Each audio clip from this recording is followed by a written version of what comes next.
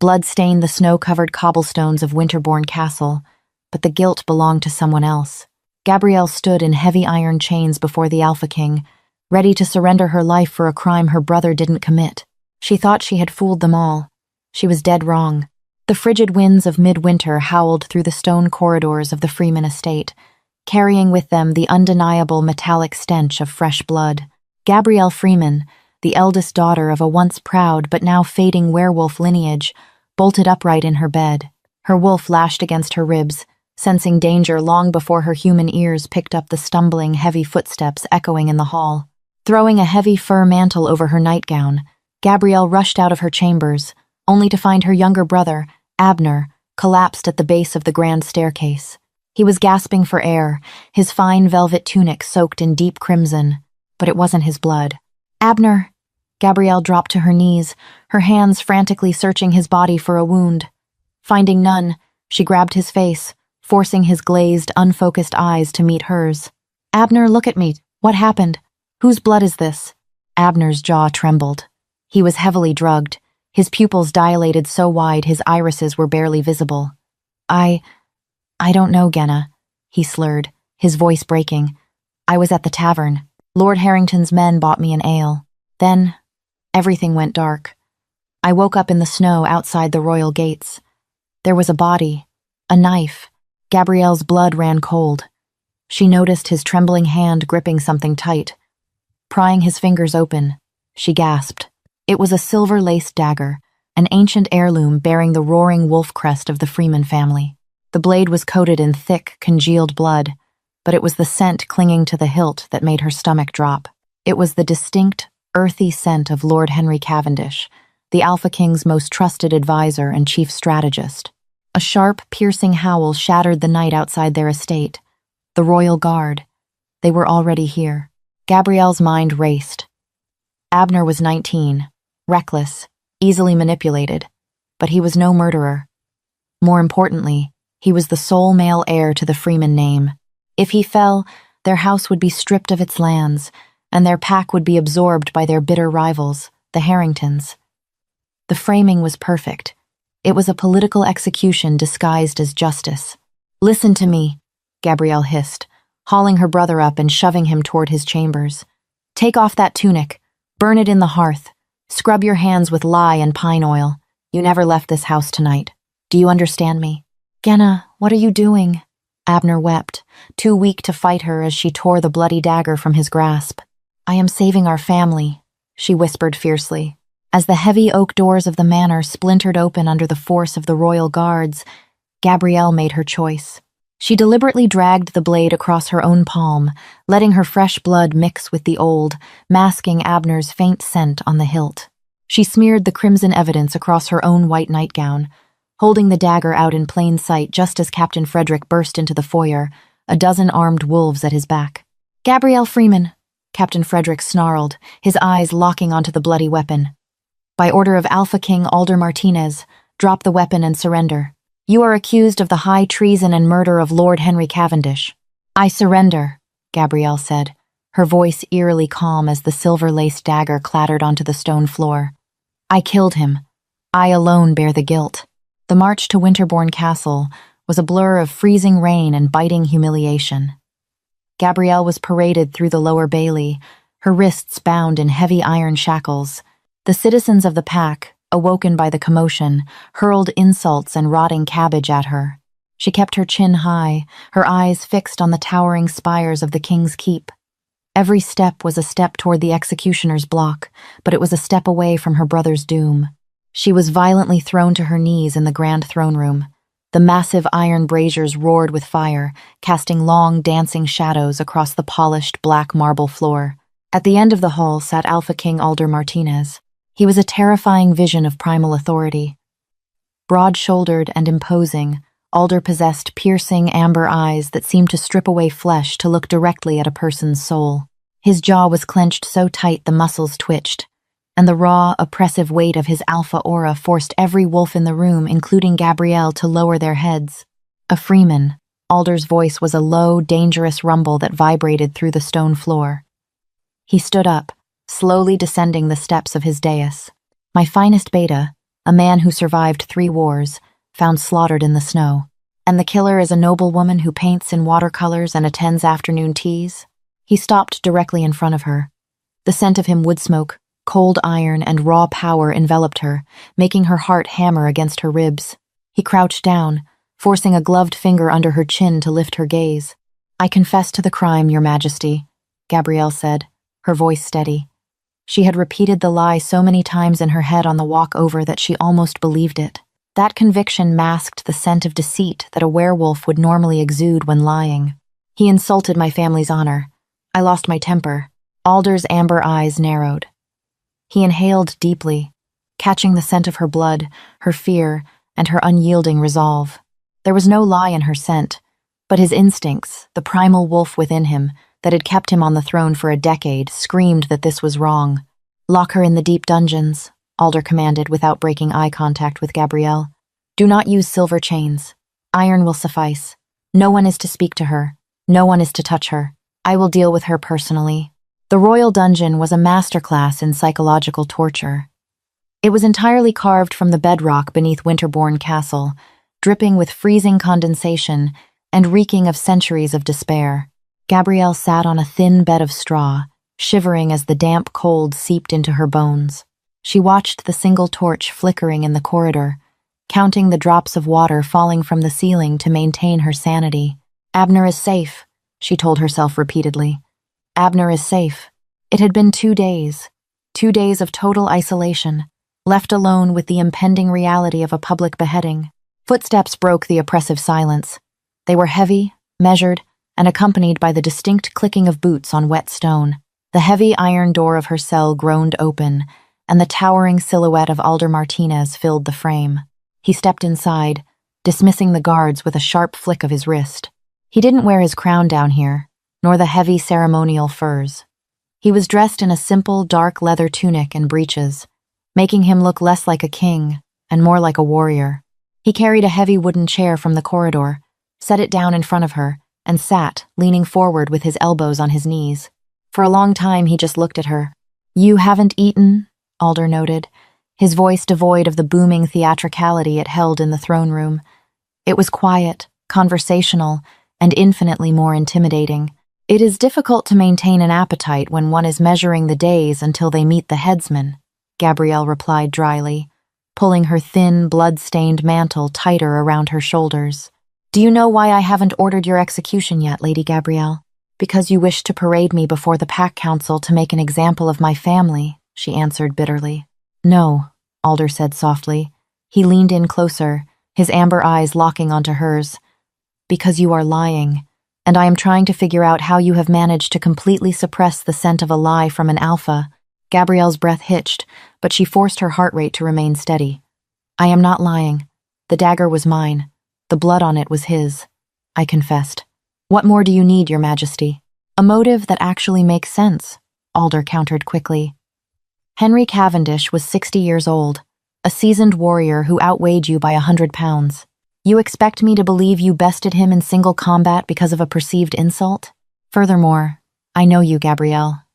3 years ago at the Solstice Festival, you spent 3 hours nursing a wounded raven back to health in the royal gardens. I watched you from the balcony. A woman who weeps over a broken bird does not butcher a man and leave him to rot in the snow." Gabrielle looked away, her cheeks flushing. He remembered her? The Solstice Festival had been a brief moment of magic in her otherwise rigid life. She had felt a strange pull that night, an electric tension in the air whenever the king was near, but she had dismissed it as awe. "People change, sire," she whispered. "Not their souls," Alder said firmly.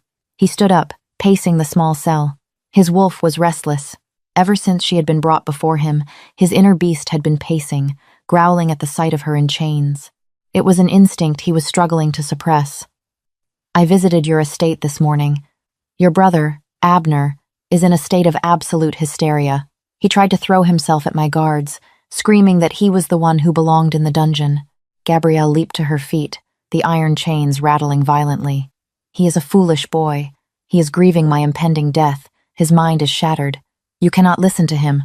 Alder stopped pacing and turned to her, a triumphant gleam in his eye. "Ah, there it is. The panic. The real emotion." He closed the distance between them in 2 massive strides, his presence overwhelming her. He reached out, his warm, calloused hand gently wrapping around her chained wrists. "You didn't kill Henry. You're protecting that idiot brother of yours." "I killed him," Gabrielle repeated, a tear finally slipping down her icy cheek. "Please, just sign the writ of execution. Let it be done."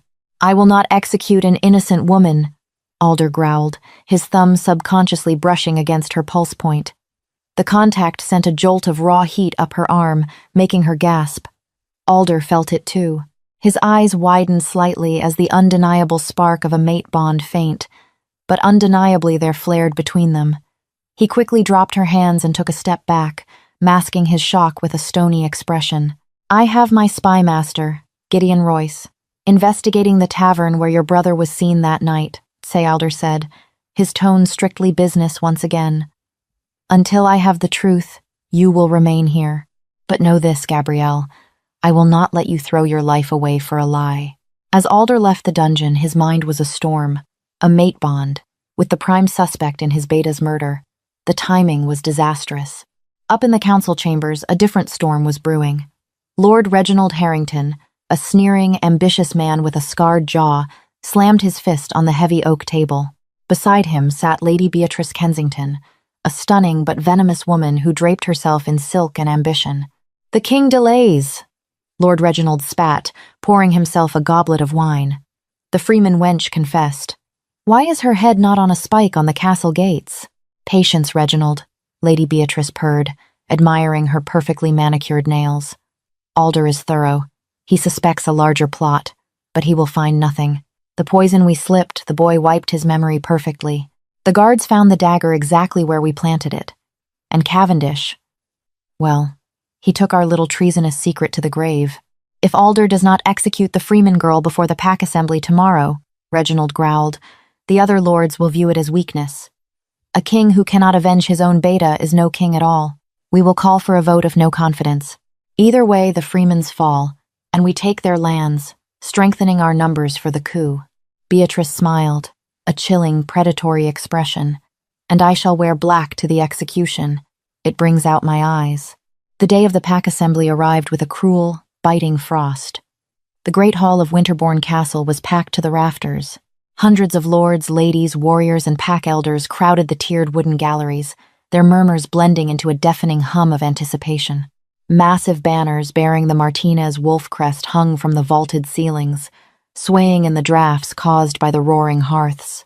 Deep within the castle, Gideon Royce, the king's spymaster, slipped through the shadows of the royal archives. Gideon was a lean, scarred wolf who preferred the company of secrets over people. He held a small, leather-bound ledger in his hand. It was Cavendish's personal log, hidden in a false bottom of his desk, a desk Gideon had spent the last 2 nights meticulously dismantling.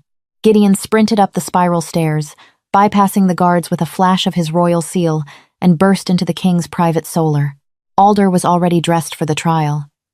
He wore his formal armor, darkened steel, engraved with ancient runes and a heavy cloak of black wolf fur. He looked like a god of war, but his eyes betrayed a sleepless night and agonizing tension. "Speak," Alder commanded, turning away from the window overlooking the courtyard where a wooden scaffold was already being constructed. "You were right, sire," Gideon breathed, bowing deeply. "Cavendish wasn't killed over a feud. He discovered a discrepancy in the southern tax lines. The Harrington and Kensington houses haven't just been skimming coin, they've been using it to purchase silver weaponry from the human rogues in the east. Cavendish logged it here. He was going to present it to you the morning he was killed."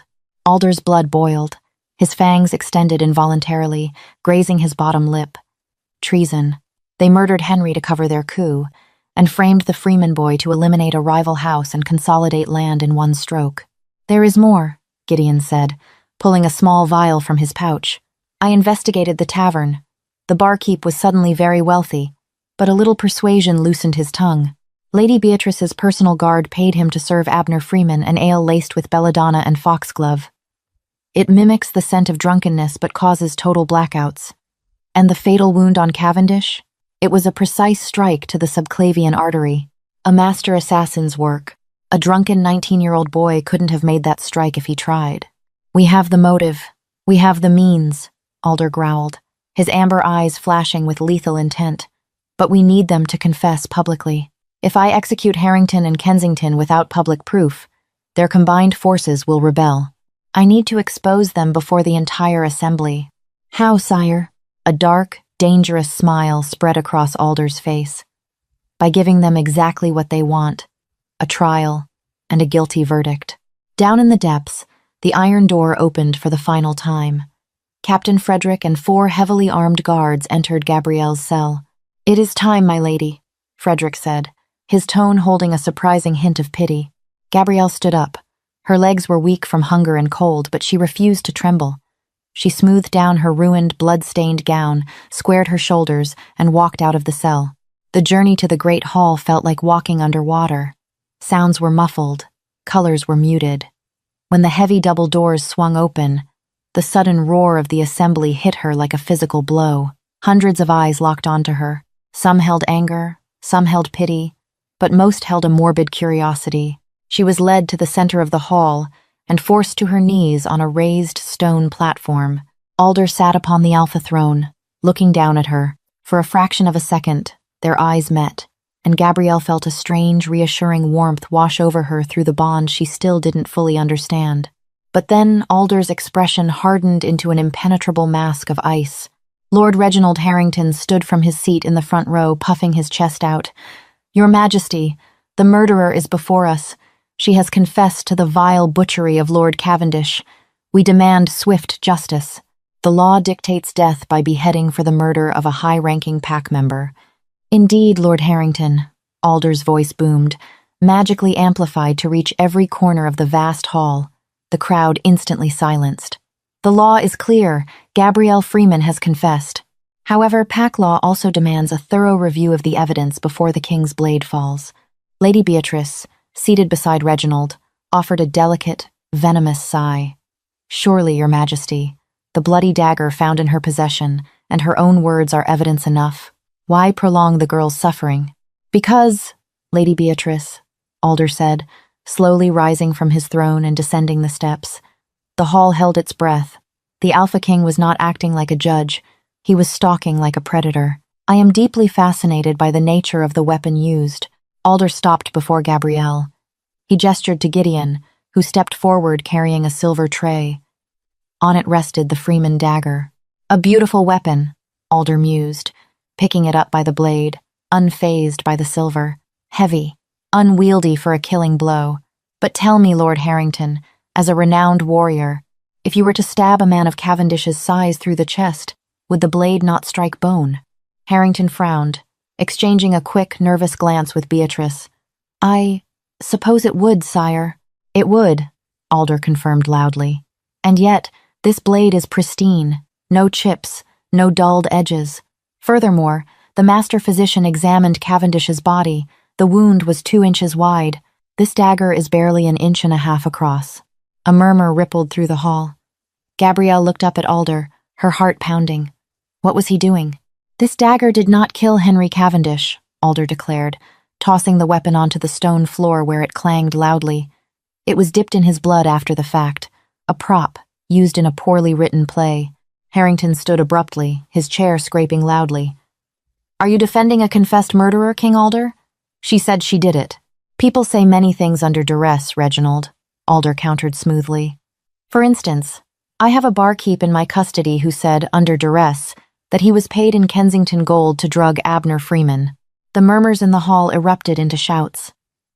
Lady Beatrice's face paled beneath her heavy makeup.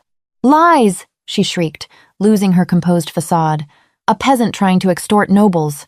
"Silence!" Alder roared, unleashing his full alpha aura. The sheer force of it forced several weaker wolves in the room to their knees. Even Harrington stumbled back. Alder turned his back on the traitors and looked down at Gabrielle. He extended his hand to her. "Rise, Gabrielle Freeman." Trembling, she placed her small, cold hand in his massive, warm one. He pulled her to her feet, effectively shielding her with his own body from the rest of the hall. The gesture was not lost on the assembly. The king was claiming her under his protection. "You took the blame to save your brother," Alder said softly, meant only for her ears, though the bond between them flared brighter than a roaring hearth. Then, turning back to the assembly, His voice turned to thunder. The real traitors sit in the front row, and today they will face the judgment of the Alpha King. The atmosphere in the Great Hall shattered, fragmenting into 1,000 overlapping gasps, murmurs, and furious whispers. The accusation hung in the frigid air like a lit fuse, sizzling with the promise of absolute destruction. Lord Reginald Harrington's face cycled through a spectrum of colors from arrogant flush to sickly pale, and finally settling on a mottled, rage-fueled crimson. Lady Beatrice Kensington froze, her elegant facade cracking as her eyes darted frantically toward the heavy oak doors, calculating the distance to safety. "This is an outrage," Lord Reginald bellowed, his voice cracking under the oppressive weight of the king's aura. He stepped away from his chair, his hands curling into white-knuckled fists at his sides. "You dare accuse the most ancient and loyal houses of Winterbourne of such baseless treachery? You insult us to protect this confessed murderer? You are blinded by her, Alder. The Pack Assembly will not stand for this madness." King Alder did not flinch. He remained standing protectively in front of Gabrielle, his broad shoulders shielding her from the hostile glares of the crowd. "Loyalty, Reginald? Is that what you call the 60 crates of silver-forged broadswords currently sitting beneath floorboards in your northern estate?" A deafening silence slammed into the room. Even the crackling of the massive hearths seemed to quiet. Gideon Royce, the king's spymaster, stepped out from the shadows of the dais. He held up a thick, leather-bound ledger, its pages marked with dark red ink. "Lord Cavendish's personal logs," Gideon announced, his voice carrying the sharp precision of a striking blade. He meticulously documented every missing coin from the southern tax lines, tracing them directly to rogue human mercenaries in the east. The Harringtons and Kensingtons were arming a private militia. Cavendish was killed because he was bringing this ledger to the king the very morning he was found dead. "Lies!" Beatrice shrieked, her perfectly manicured hands gripping the wooden railing of the gallery. Her voice was shrill, desperate. Forgeries created by a desperate spymaster to appease a mad king. "We also intercepted your messenger raven this morning, Lady Beatrice," Gideon added smoothly, pulling a small scroll from his tunic. "A missive addressed to your rogue contacts, instructing them to march on Winterbourne the moment Gabrielle Freeman's head fell. A perfectly timed coup." The undeniable truth crashed over the assembly. The lords and ladies who had just been demanding Gabrielle's blood began to edge away from Reginald and Beatrice, their expressions twisting in horror and disgust. Realizing the trap had snapped shut around them, Reginald's survival instincts took over. He let out a guttural, terrifying roar, his eyes flashing a vivid, unnatural yellow. "Take them," Reginald commanded, drawing a hidden, silver-plated dagger from his boot. Chaos erupted. From the crowd, 24 guards bearing the Harrington and Kensington crests suddenly drew concealed weapons. They were not standard castle steel. They were gleaming, lethal silver. The traitors had infiltrated the assembly itself. Screams echoed against the vaulted ceilings as unarmed nobles scrambled over wooden pews to escape the sudden bloodshed. The king's royal guards, led by Captain Frederick, immediately drew their broadswords, clashing violently with the rebel forces. The sickening ring of metal striking metal filled the air, accompanied by the ferocious snarls of shifting wolves. Gabrielle stumbled back, her heavy iron chains weighing her down. She was defenseless, a sitting target in the middle of a war zone. 2 rebel guards broke through the royal defensive line, their silver blades raised, eyes locked on the king's exposed back. "Alder, behind you!" Gabrielle screamed, her voice tearing through her throat. Alder spun on his heel with terrifying speed. He did not bother to draw his sword. The Alpha King tapped into the primal, ancient magic of his bloodline. In a blur of motion, his hands elongated into razor-sharp claws, his eyes igniting with a blinding amber fire. He caught the first guard by the throat, hoisting the grown man off the ground with a single arm and hurling him across the stone floor as if he were made of straw. He ducked under the second guard's silver blade, driving a devastating clawed fist into the man's armored chest, shattering the breastplate and sending him crashing into a stone pillar. But the distraction was all Lord Reginald needed.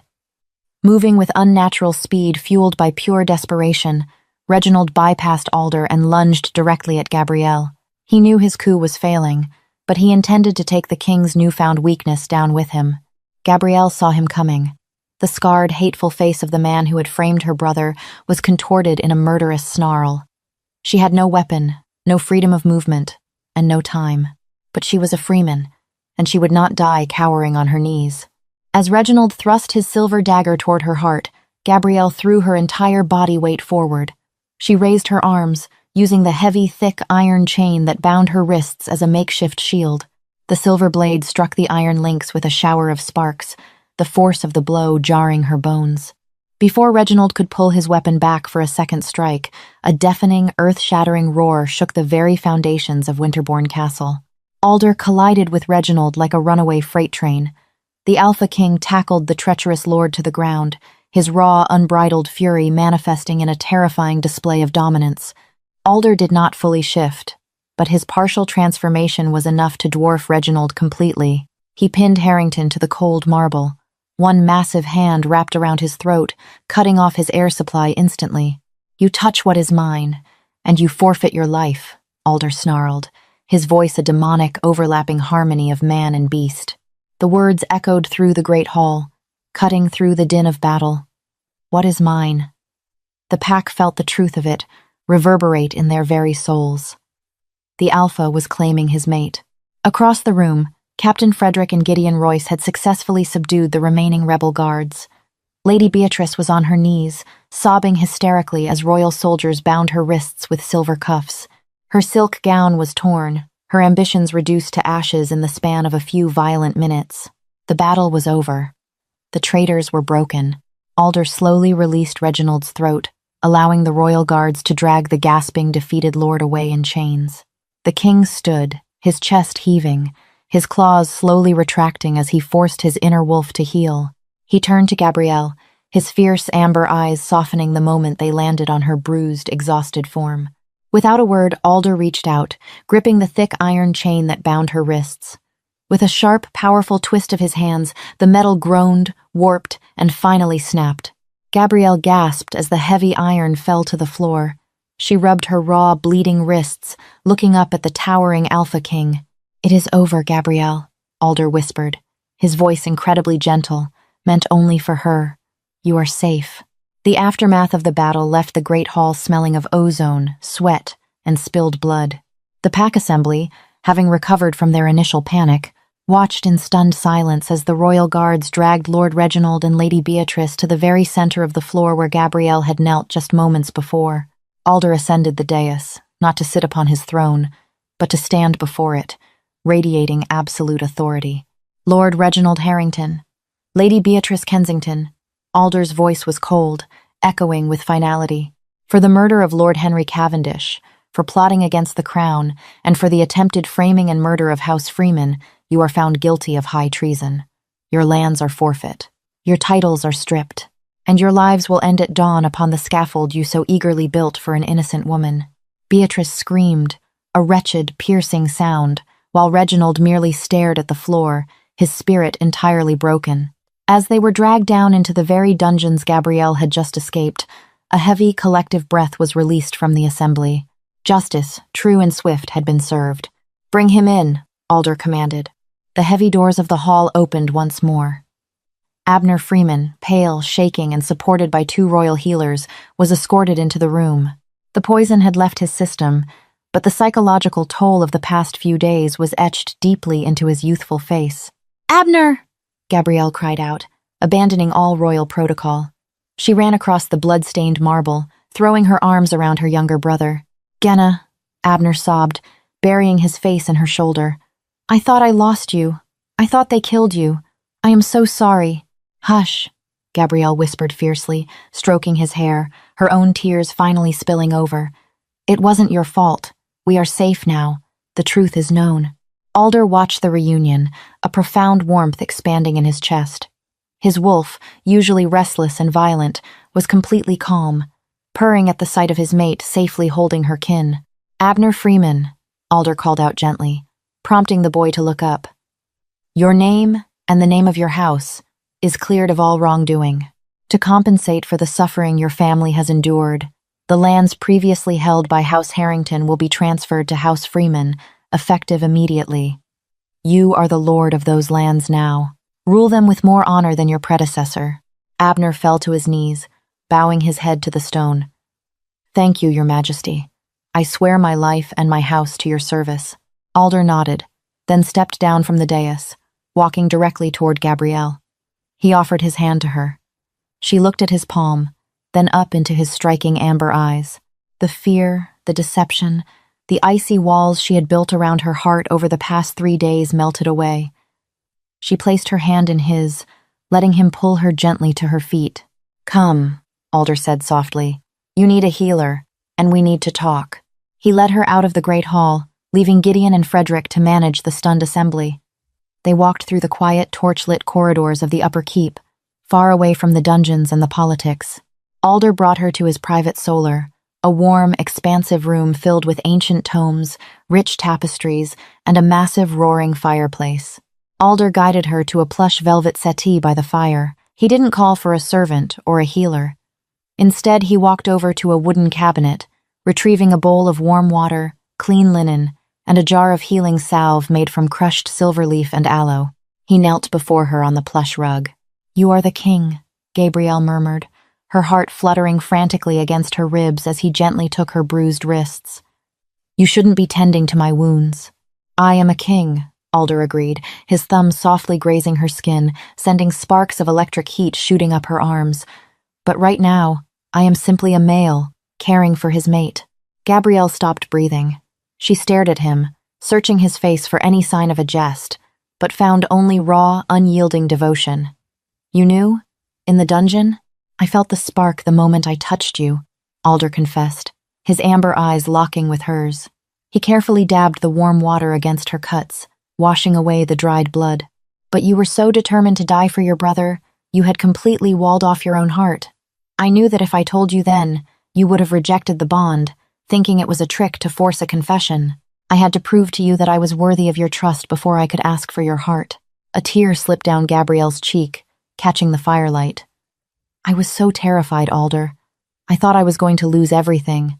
"You have lost nothing," Alder said fiercely, setting the cloth down and framing her face with his large, warm hands. "And you have gained a partner, a protector, and a king who will burn down the world before he lets anyone harm you again." He leaned in slowly, giving her time to pull away. She didn't. Gabrielle closed the final distance between them, pressing her lips to his. The kiss started gentle, a tentative exploration of the bond tying their souls together. But the moment their lips met, the mating bond flared into a roaring inferno. Alder groaned, his arms wrapping tightly around her waist, pulling her flush against his chest. Gabrielle tangled her fingers in his thick, dark hair, returning his passion with a fierce, desperate hunger. It was a kiss that tasted of salvation, of smoke and winter storms, and of a future they had both nearly lost. When they finally broke apart, resting their foreheads against each other, they were both breathless. "You will never see the inside of a dungeon again," Alder whispered against her lips, "unless you are giving the tour." Gabrielle let out a watery laugh, a beautiful musical sound that made Alder's chest ache with adoration. Weeks later, the snows outside Winterbourne Castle began to melt, signaling the long-awaited arrival of spring. The great hall was packed once more, but this time the heavy iron chains and the executioner's block were gone. In their place were garlands of white winter roses and banners bearing the unified crests of the Martinez wolf and the Freeman hound. Gabrielle stood at the front of the hall, wearing a breathtaking gown of midnight blue and spun silver. Her wrists bore no scars, thanks to the king's healing salve and his relentless care. Alder stood beside her, his crown resting proudly on his brow. He turned to the assembly, his voice booming with absolute pride and joy. "I present to you, not a prisoner, not a pawn, but the savior of the crown and the heart of this kingdom," Alder declared, taking Gabrielle's hand and raising it high for all to see. "I present to you, Queen Gabrielle Martinez." The hall erupted into deafening cheers. Abner Freeman, standing in the front row proudly wearing his new lord's mantle, clapped the loudest, tears of joy streaming down his face. Gabrielle looked up at Alder, her mate, her king, her protector. He smiled down at her, a private, loving smile that belonged only to her. She had walked into this castle expecting to meet her death, carrying the weight of a crime she didn't commit. Instead, she had unmasked the true traitors, saved her family's honor, and found a love that would echo through the history of the pack forever. She had taken the blame, but in the end, She had taken the throne. Did you enjoy this thrilling tale of betrayal, loyalty, and destined mates? If Gabrielle's courage and King Alder's fierce pursuit of justice kept you on the edge of your seat, don't forget to hit that like button. Share this video with your fellow werewolf romance fans, and make sure to subscribe to our channel for more epic, heart-pounding stories. Ring the notification bell so you never miss an upload. Thank you for watching, and see you next time.